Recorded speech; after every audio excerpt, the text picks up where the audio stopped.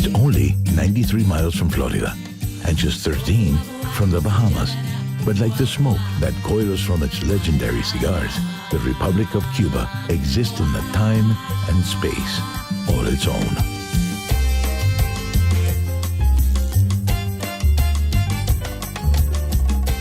Blending the traditions of Spain, Africa, and its native peoples, and lit by the fires of independence and revolution, the aromas, textures, and flavors of this Caribbean nation are like no other. Despite its size, Cuba has punched well above its weight. For centuries, its vast plantations satisfied a global appetite for sugar and thirst for the smoothest rums. In 1962, it played center stage in a nuclear standoff, which made the planet hold its breath for 13 days.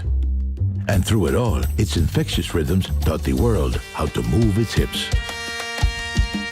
Few cities can stir the imagination like Cuba's capital, Havana, a city preserved by forts and citadels, a 5-mile seawall, and an imposed embargo which held back the excesses of the 20th century for over 50 years.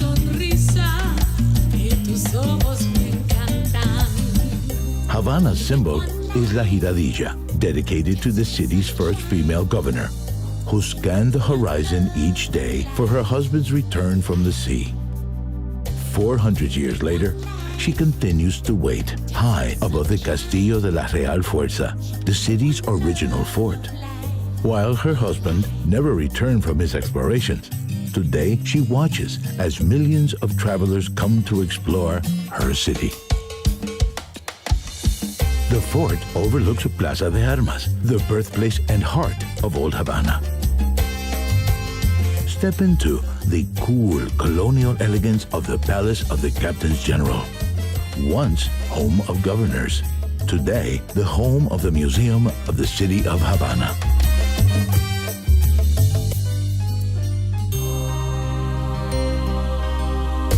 Browse the vintage books and posters in Plaza de Armas.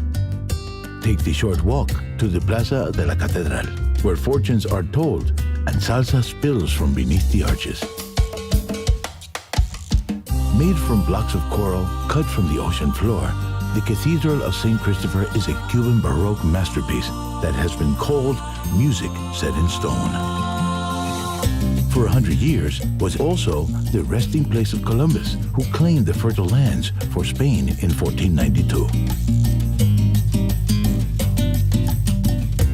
Another of the old town squares is Plaza de San Francisco, which has changed little since the days when the crews of passing galleons filled their barrels at the Fountain of the Lions. A more recent addition to the square is La Conversación, a statue that reminds us to keep the need for dialogue in contemporary society. Cubans, however, need little reminding of the importance of such simple pleasures.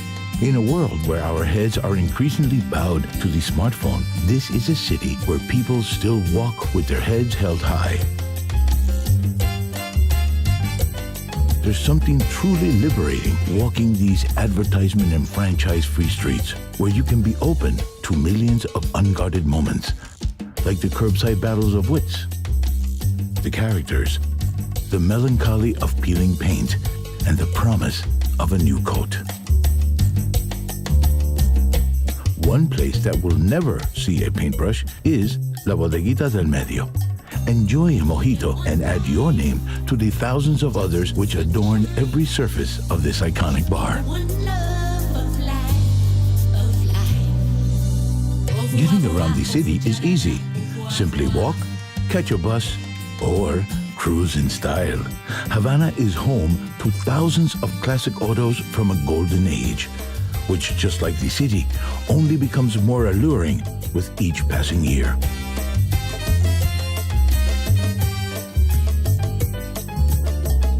Head west, and you'll soon see the majestic dome El Capitolio rise over central Havana.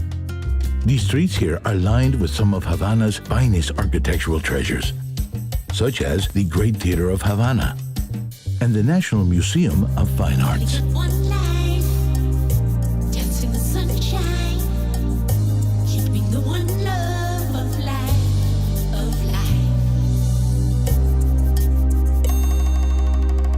Just a little further to the west, discover the Vidado district, a mix of fabulous 1950s modernist buildings and neoclassical mansions patiently awaiting restoration.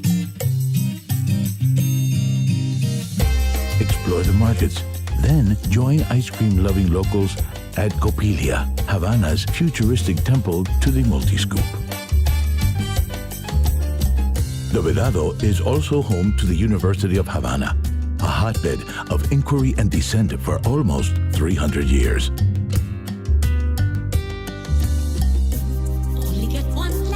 And the iconic National Hotel, where the likes of Winston Churchill, Rita Hayworth, and Leonardo DiCaprio have spent many a Cuban night. While the streets of Havana give the city its pulse, it's on the Malecón where you'll find its soul. Extending for miles along Havana's northern shores, this is where the city comes to meet, romance, and dream, and perhaps catch a little dinner. At the Malecón's eastern end, look out across the mouth of the Havana harbor, from Fort San Salvador to its big brother, Morro Castle. For centuries, these two guardians were linked by a giant chain, which could be pulled tight to keep marauding ships at bay.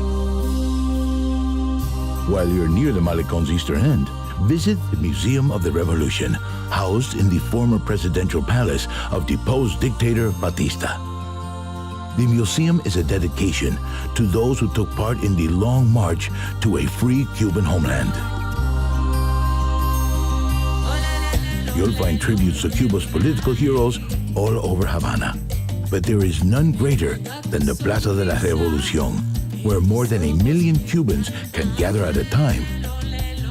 Towering over the square is the memorial to José Martí, the poet, writer, and lightning rod for Cuban independence.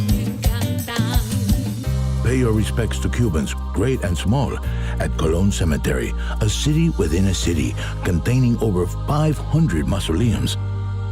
From generals to chess champions to the poor, a walk through these 57 hectares is a walk through Cuban history. Another city within this city is Fusterlandia, where for more than 30 years, the wild imagination of artist José Fuster has exploded from the confines of his studio and into the neighborhood streets, walls, and rooftops of Jaimanitas. Havana has long been a magnet for creative minds. On Havana's outskirts, high on a shady hilltop, sits the former Cuban residence of Ernest Hemingway. Peer into the rooms where the Nobel laureate lived for 20 years, writing classics such as The Old Man and the Sea. The home was a gift to the people of Cuba and remains much as it was the day Hemingway left his beloved island forever in 1960. When the sun gets low and the city takes on its beckoning glow, why not head back downtown and order a daiquiri at El Floridita, just as El Papa did after a long day at the typewriter. Then, let Havana's magical rhythms carry you into the night. Havana's lure can be hard to resist, but Cuba offers so much more beyond the seductive lights of its capital. In Cuba, a long sandy beach and a cool breeze is never far away. Just 12 miles from Havana's downtown, the eastern beaches unroll towards the town of Matanzas, the birthplace of the rumba, and Cardenas, where in 1850 the Cuban flag flew for the very first time. From here, follow the scent of fresh lime, rum, and suntan lotion north to one of Latin America's premier resorts, Varadero. This long sandy peninsula is famed for its natural attractions as well as its resorts.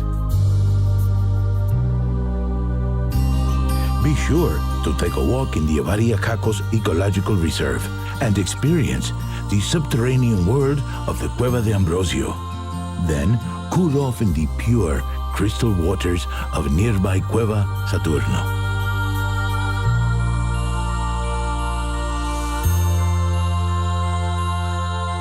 After exploring the northern coastline, turn south towards Cuba's heartland. Santa Clara is Cuba's most revolutionary city. Here, in 1958, Che Guevara and 18 fellow rebels took on an armored government train with a bulldozer and Molotov cocktails and won. The Battle of Santa Clara brought an end to the revolution and cleared the way for a new president, Fidel Castro, who would steer Cuba's course for the next 50 years. But this city will always belong to Che. He is everywhere, watching over the city from his mausoleum, from the streets, from the very walls, extolling us to remember that liberators do not exist. The people liberate themselves. From a city forged by revolution to one built on sugar, welcome to Trinidad. In the early 1800s, this was the sugar capital of the world. Here, plantation owners poured vast fortunes into plazas, churches, and Spanish colonial mansions filled with the best furnishings money could buy. Just a few miles from Trinidad, climb Manaca Ixnaga Tower for views across the Valle de los Ingenios. Here, for as far as the eye can see, thousands of workers once cut sugarcane, while more than 50 mills squeezed out its sweet liquid gold. Trinidad is surrounded by other riches too. Relax on southern Cuba's finest stretch of sand, Playa Ancon. Then follow the rural back roads that lead to the cool heights of the Sierra de Escambre.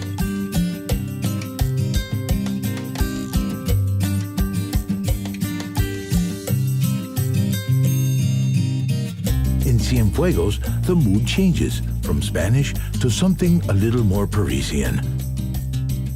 This is the only Cuban city founded by the French, and it shows. There is an unmistakable elegance here in the spacious avenues around Jose Marti Park, to the theater where Caruso once brought opera lovers to tears. You'll find it amid the lavish dining room and rooftop terrace of the Palacio de Valle, and in the seaside homes of Punta Gorda.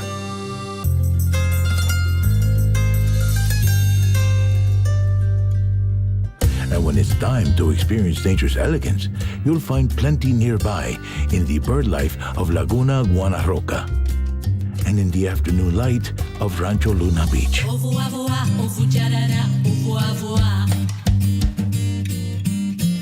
After exploring Cienfuegos, why not just keep going?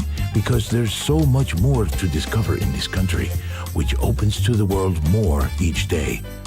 Sometimes it's hard to know whether Cuba is awakening to the world or if the world is awakening to Cuba. Whatever your politics, it's easy to admire this island nation that has proudly gone its own way. Cuba may still have one foot firmly in the past, but as the world tumbles forward into tomorrow, we can be thankful for the many things it has not let go.